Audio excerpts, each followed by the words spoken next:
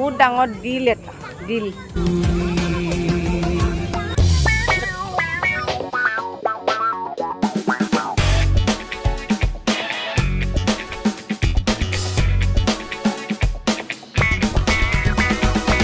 হাই সকলোকে নমস্কাৰ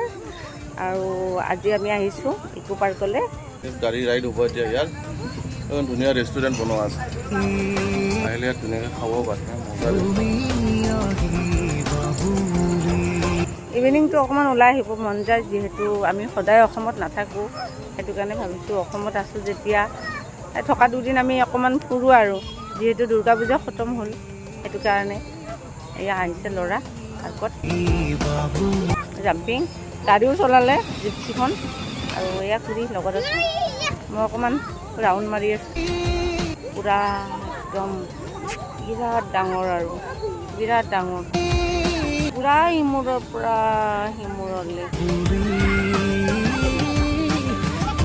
বহুত ডাঙৰ দিল এটা দিল পাৰ্কত অহাৰ কাৰণটো হৈছে কি বাবুক অকণমান ফুৰাব আহিলোঁ যিহেতু আমি দুদিনমানৰ কাৰণে আহিছোঁ সেইটো কাৰণে আৰু এটাইতো আৰাম কৰি আছে জান কি কৰিছা আৰাম পাৰ্কত ঘৰত আৰাম নাই অঁ পাৰ্কত আহিয়ে আৰাম নেকি কিমান জেগা আছে পাৰ্কত আৰাম কৰিব তুমি পাইছা ক'ত এয়া এটা চকী সেইটো এইখন পাৰ্ক আজি বহু বছৰ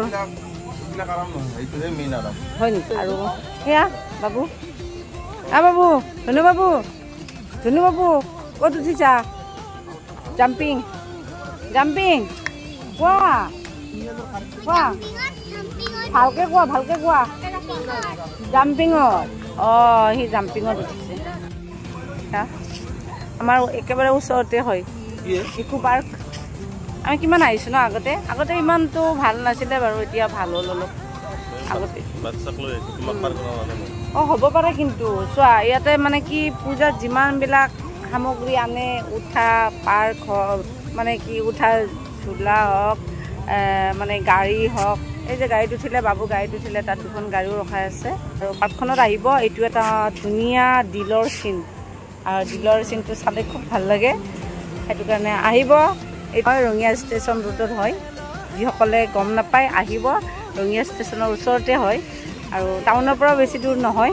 আৰু যিসকলে জানেতো আহিয়ে থাকে প্ৰায় ইয়াত আজিলৈ আহিছোঁ বাই বাই